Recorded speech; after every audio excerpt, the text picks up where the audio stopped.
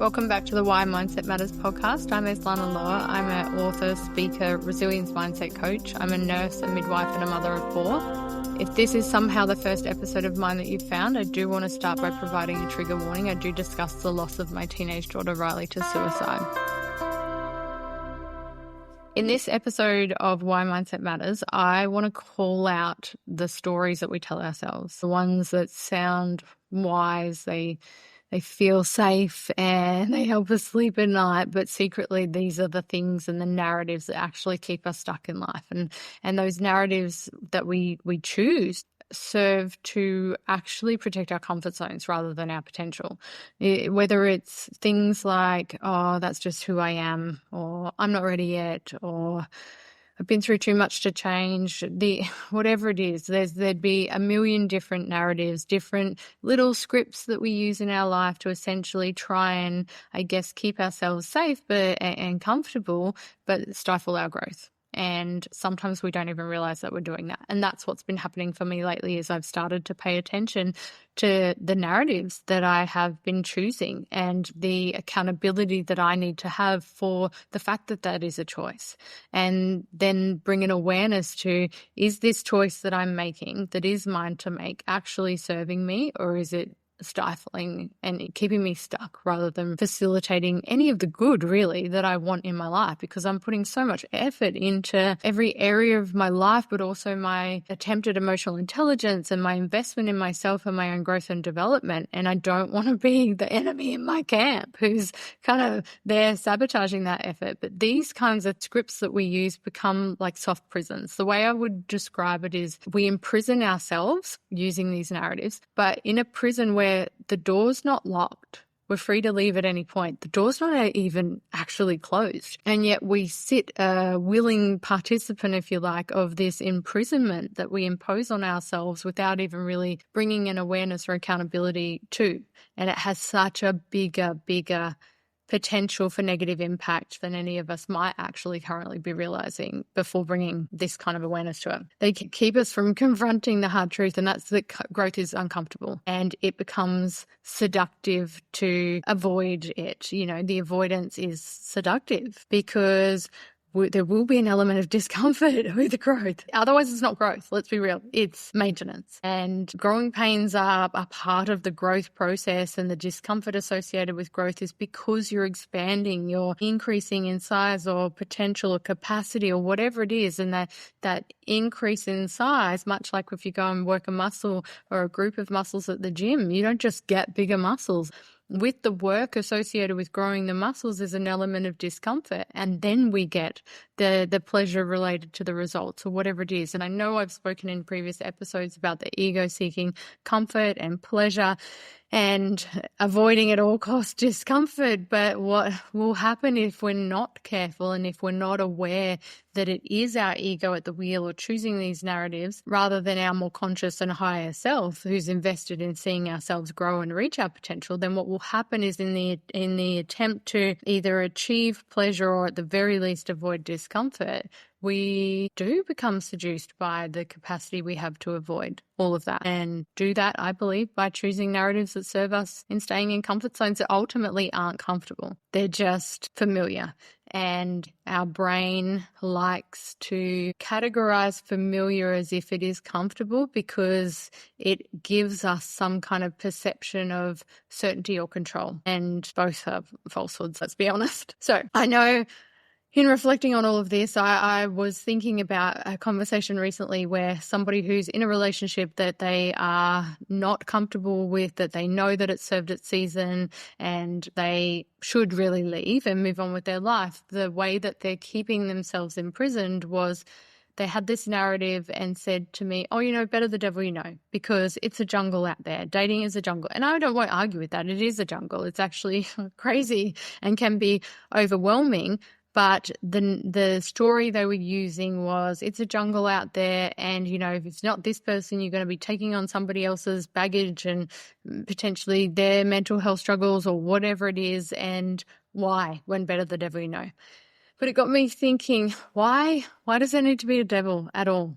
Why do we rationalize staying in rooms, in environments, in relationships, in jobs, in situations, and situationships in life that no longer serve us, or maybe never did, or have served their season and now that's over and we're just having trouble letting go of it? Why do we keep or allow ourselves to be stuck in these situations and use things like the narrative, better the devil you know? Because what if there was no devil? What if there was, as an individual, we're able to do the work, and I believe the work is lifelong, but if we were invested in doing the work and really working on achieving our own degree of peace and self-love that we were so content with, and had the capacity to meet our own needs for unconditional love, and in doing so achieve a level of peace where we were freed up to experience this contentment and joy in our life, and then combine that with our ability to start saying yes to life. Because as I've mentioned before, I believe everything that you desire in your life that's not currently in it is on the other side of a doorway you're yet to walk through. So start saying yes to life, because when you walk through that door, even if it's just ajar, kick it open and go see what's inside, because you can always leave. If it's not for you, you can leave. But so much of what we desire or is missing from our life is on the other side of a doorway that we're not even walking through, and then we're sitting over here whinging about these things or connections that we want in our life. So if you combine the pursuit of peace and contentment and joy in your life, we're starting to say yes to life, which facilitates connections, and then you become this magnet, if you like, where you're just a magnet for like-minded people, and then you would end up attracting somebody who's doing their work and meeting their own needs and achieving their own peace. You've freed yourself up to be able to walk hand in hand with somebody who is actually a much healthier connection for you, and for whatever season that's supposed to be in your life, whether it's across a lifespan or it's a blip on the radar. It doesn't matter, because we don't actually get to control that. If we're coming as our best self with our healthiest version, then, and free from attachment, we are positioned to be able to allow things to be what they're intended to be and enjoy them for that, and then release them when they're not. But that's where I spiraled to, is that thought process of listening to somebody say better the devil you know, because that kind of narrative, it makes excuses for staying stuck.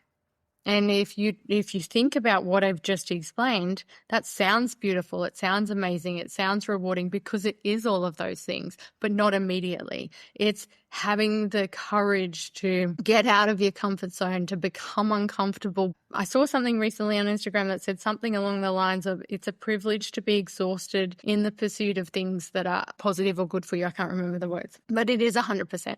I am regularly exhausted, and I think it's my soul that is exhausted rather than my body, because sleep doesn't seem to help that. But I would much rather be exhausted by the pursuit of my goals and dreams and the kinds of things that I talk about than just exhausted and stuck, and nothing is changing, because nothing changes. And so I've had to bring that accountability to how I carry myself through life, how I view my everything, the rooms that I find myself in life, relationships, jobs, whatever it is, and then be very careful and mindful of what narrative am I choosing, and does it actually serve me? Because sometimes I need to rewrite the script, and especially when it's hard, because the story we tell ourselves is the life we live.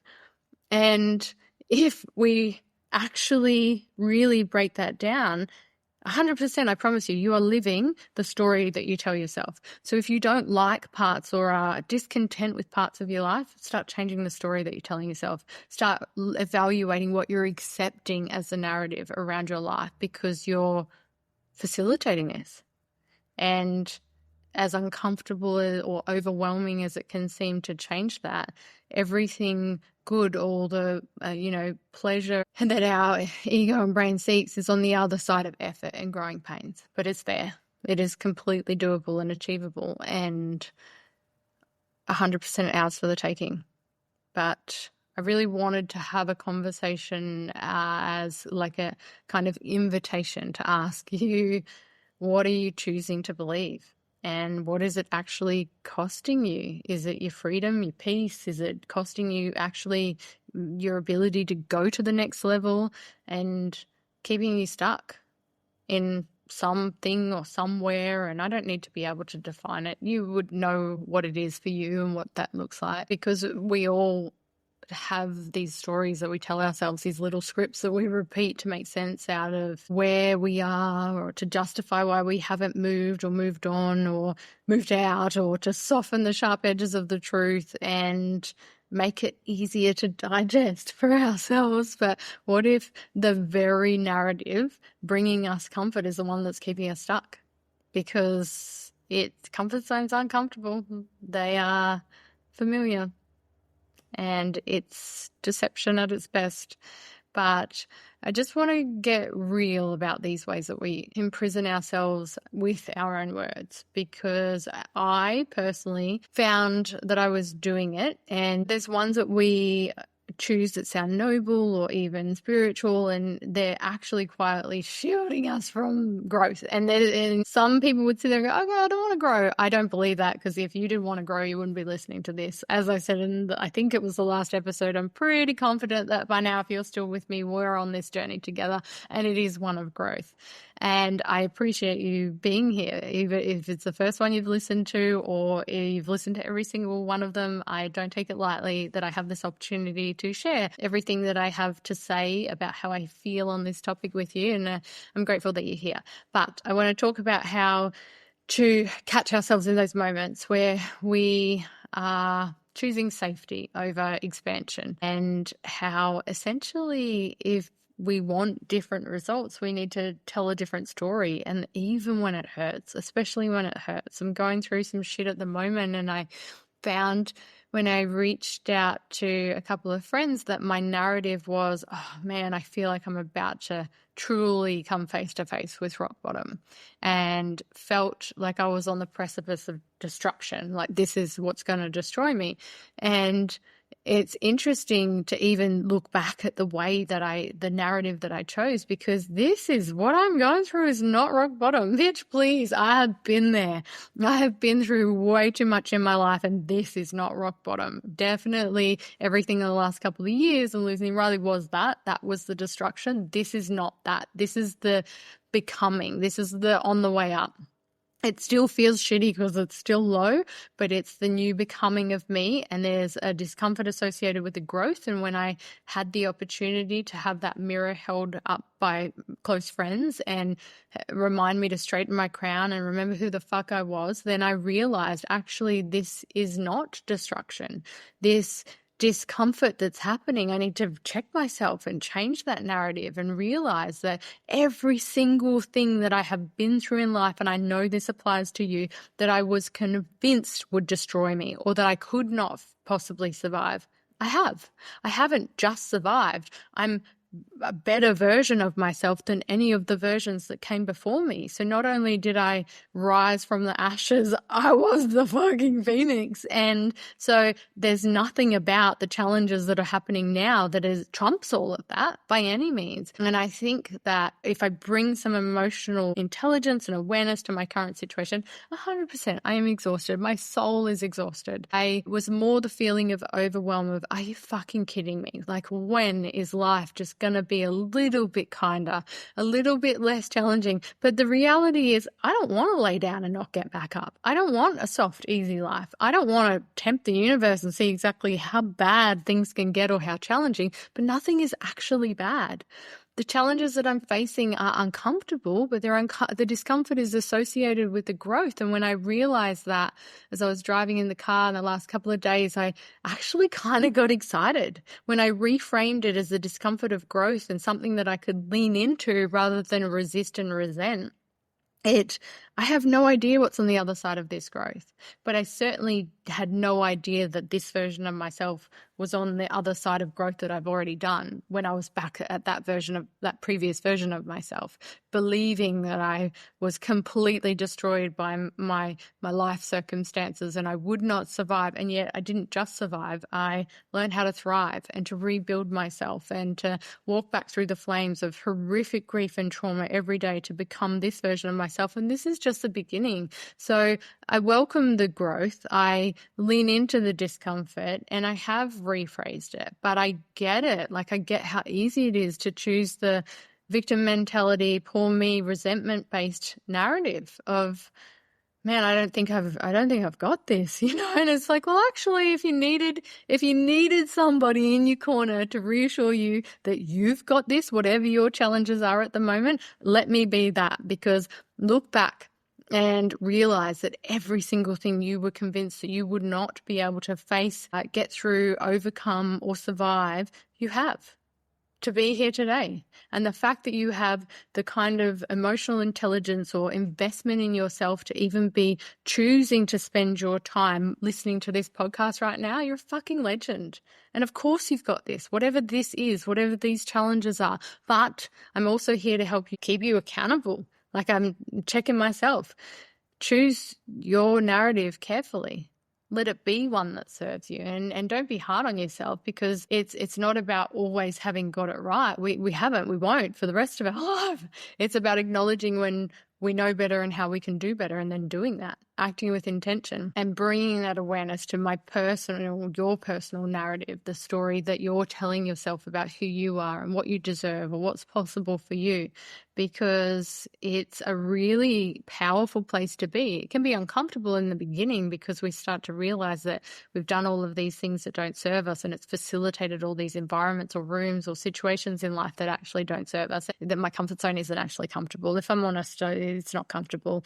I'm trying to protect some kind of control via familiarity, and all it actually does is serve to inflame the sense of discontent that rests at the base of your soul when you just know that you're either meant for more or meant to move on, or, meant to put effort in or meant to withdraw your effort, whatever it is. There's an element of us that knows. It sits there quietly, sometimes in the background, but sometimes it becomes louder and louder until you can't actually ignore it. And so I would ask yourself, is this story true? When you find yourself in a situation and either it doesn't serve you, and maybe you don't realize the situation doesn't serve you, maybe you're in turmoil like I was. I was like, I'm questioning my capacity to face this because my soul is exhausted and I don't want to, and I'm convinced this is going to destroy me. And it's actually laughable now that I've changed the narrative and taken responsibility, because comparatively next to everything else I've been through, it really isn't the big horrible thing that I thought it was. I was just looking at it through the wrong lens. And so when I asked myself, is this story true, or is it just comfortable? It was actually just comfortable. And when I reflect on the stories that I once believed, I'm too broken, or I'm not deserving, or people always leave, or I don't have what it takes, or all these negative narratives that we allow in our life or have lived with or through actually shape our reality. And as I said, it's a really, really powerful place to be when we start to acknowledge that, because instead of being hard on myself for maybe spending a little bit too long in a reality that didn't serve me but was mine to actually control and dictate, I can now bring that power into, great, it actually seems pretty easy to change my reality, because I get to acknowledge the stories I'm speaking that aren't true, change the narrative, and then therefore change my reality.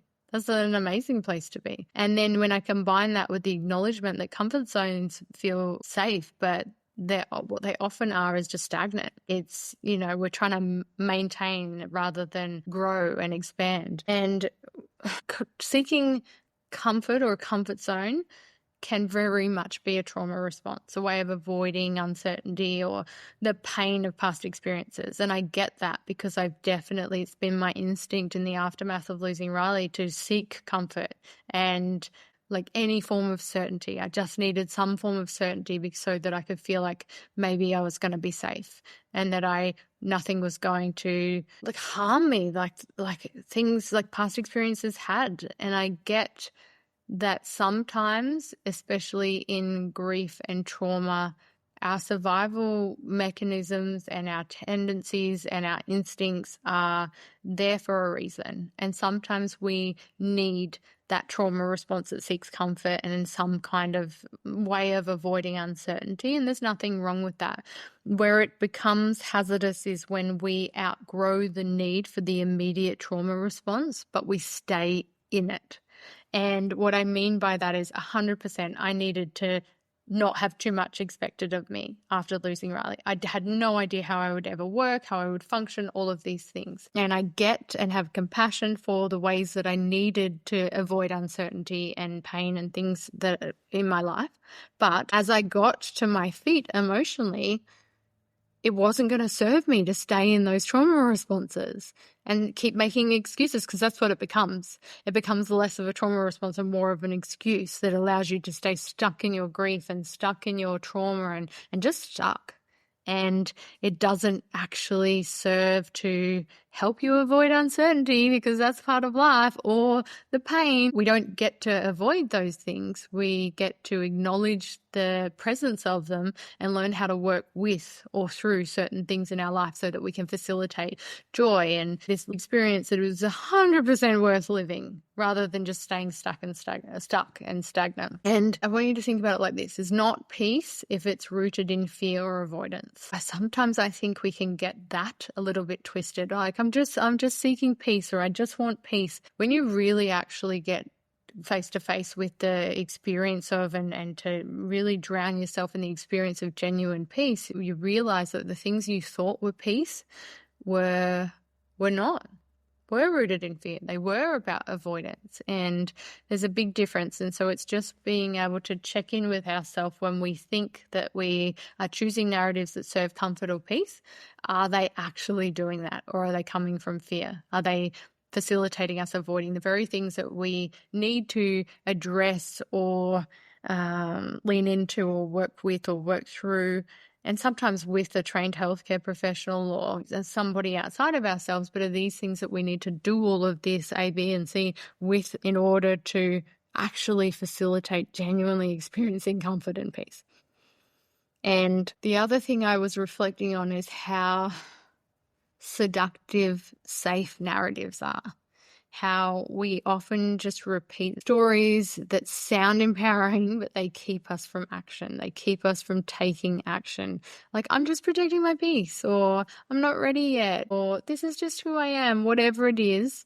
And these aren't wrong, but I want you to ask yourself, are they actually true? Or are they an armor that I wear to protect myself because I don't want uncertainty or pain or discomfort or whatever it is that I think that I'm avoiding by doing this? And sometimes it is. Sometimes that I'm not ready yet. I had a conversation with someone who's starting a new business and ready to, but just isn't and hasn't. And I asked why, like, what's holding you back? And the response was, I don't actually know. And sometimes we will say things, do things that help us think that we're empowering ourselves, or like, I'm not ready yet, like there's more to be done. And then I'll get to the point where I'm ready, and then I'll release it, or I'll launch this business, or I'll do whatever. But actually just get in the way of our own growth. And I think it comes from a place of fear that feeds avoidance in avoiding action, because we fear failure, or we fear abandonment, or we fear whatever it is. It's yours to define.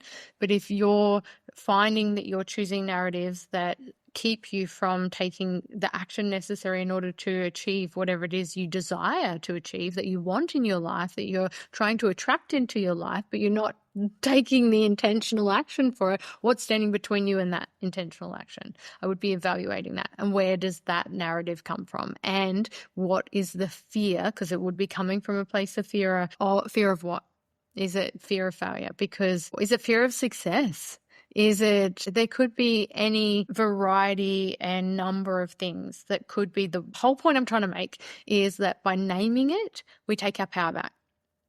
And we have to take our power back, because when we understand why we're doing something and what it is we think that it's going to serve or help us avoid or help us achieve, then we have the full power to be able to rewrite that narrative and use it, our powers, for good rather than for evil, and not be sabotaging ourselves like the enemy in our own camp, because who needs enemies, right? When we're creating our own self-sabotage, whether we're aware of it or not. But growth does require discomfort. It does. Growth sometimes feels a lot like grief, I would say.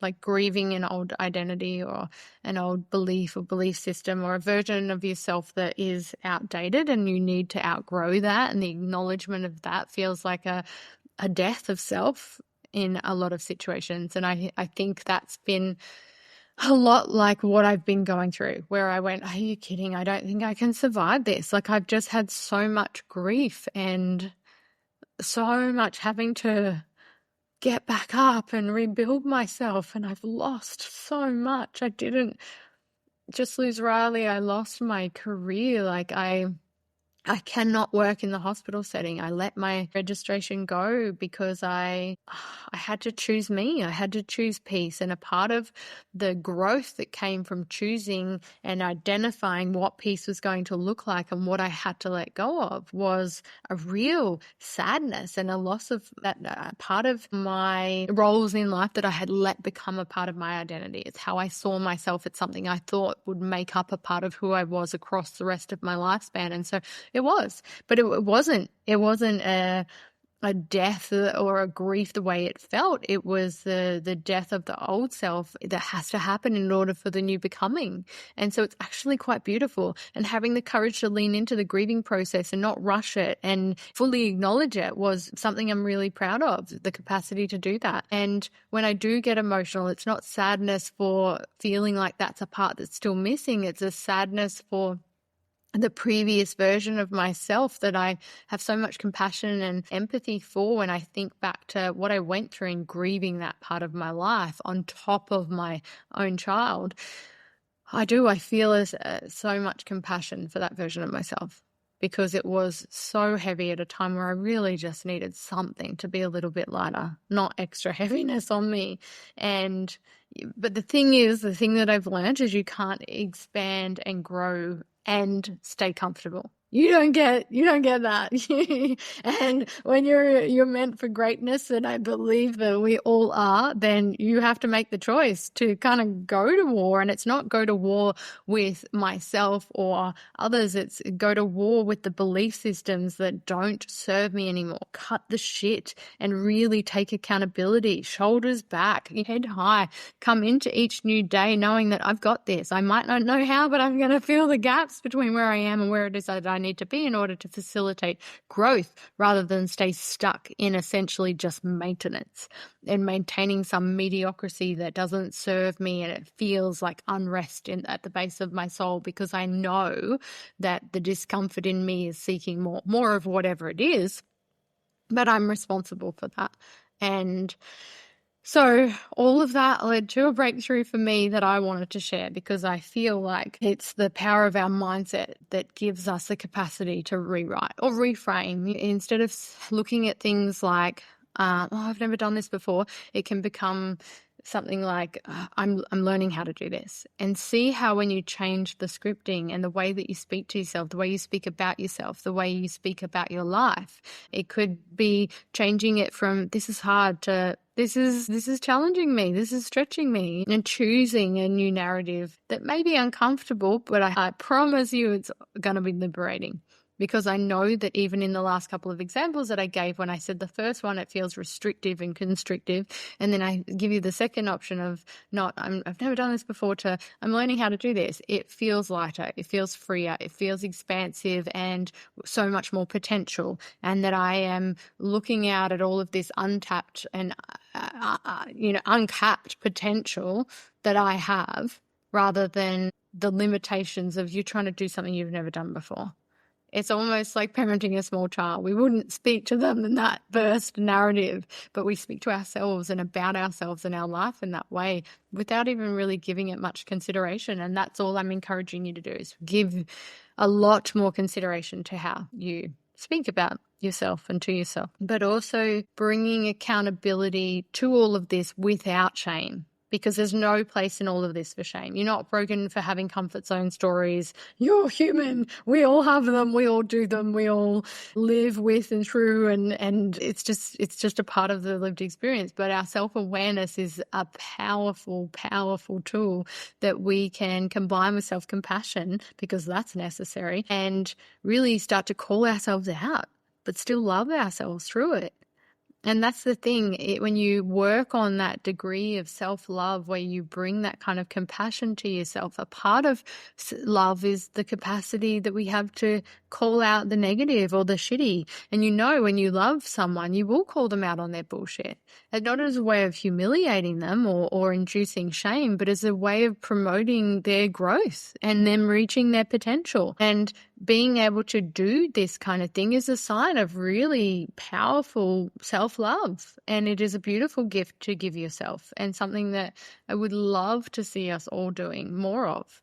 Because imagine what you would be capable of if you had that person in your corner, if you had that kind of narrative. You don't need anyone else as your cheerleader. Like, it's good to have good people around you that will hold the mirror up and remind you to straighten your crown when you stumble and question your ability to keep going or to get through or to make the changes or take the action, whatever it is, because those people are invaluable. But ultimately, what you need is yourself in your corner, because there is no better person to be backing you than you. But I want to give consideration as I wrap this up to what story are you ready to release? Think about your life. Think about all the things that I've said. Maybe go away and think about it and come back, listen again. I don't know, to just really start to get to the bottom of what is it that I have been carrying with me as a narrative that's been facilitating a soft prison where the door wasn't locked, it wasn't even closed, and I've been sitting in here like I'm a prisoner that isn't allowed to leave, and I have to stay because of the power of this narrative. What story are you ready to release? And what new truth are you willing to actually write in its place, even if it's scary? Even if it's scary, because the stories you tell yourself or speak about your life, the narratives you choose create your life. And then what belief am I holding on to that's keeping me from growth? Because for that person who was like, better the devil you know, sure, okay, but maybe not. Because I believe that kind of outlook at your relationship facilitates holding you and that person you're villainizing as the devil back from growth, back from reaching your potential. And nobody deserves to stay stuck in a relationship where they are the villain. If they really are, then all the more reason to release both you and the other person from it, because get away from anybody who is genuinely being a villain, but also that's hindering their growth if you're holding on to that person, making them your villain. And you deserve better than to choose a story that tells you that it's better to have the devil in your corner. What? Anyway, the other food for thought is, if I weren't afraid, what would I do next? And really give it some thought, because there's so much power in not just rewriting your narratives, but then when you combine it with all the stuff that I talk about, bringing that main character energy and then acting with intention, mate, look out. Look out. It's exciting. Any discomfort that comes with this kind of shit, lean into that. That is growth. That is power. And that offers rewards on the other side of all of that. Probably are going to far exceed your expectations and blow you away. And then hopefully give you more incentive and motivation to do more rewriting the narratives, acting with intention, bringing that main character energy and just fucking shit up in the best possible way. Like, let's start manifesting this incredible life and start loving the shit out of ourselves and saying yes to life and the doors that open, and in doing so become the magnet for like-minded people who don't need to be on some dating app and out in the jungle that is the dating world, but rather just become this manifesting magnet where everything just feels like it's in flow and peaceful, the genuine peace that you've been seeking the whole time, and the peace that ultimately these narratives that don't serve you have. That was the intention. Let's be real. We do all of these things seeking peace, but it actually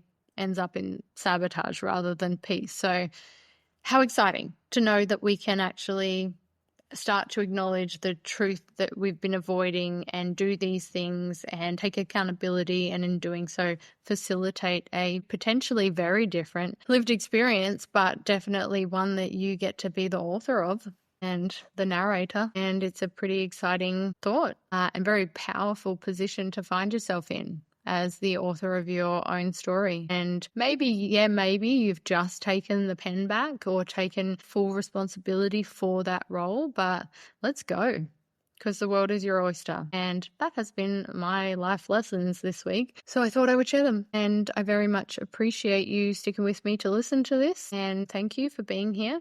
I am Eslana Loa. You can follow me on Instagram at Eslana Loa. Thank you so much, as I said, and as I keep saying, for listening to this and every episode of Why Mindset Matters. I very much look forward to sharing all of the upcoming episodes with you soon.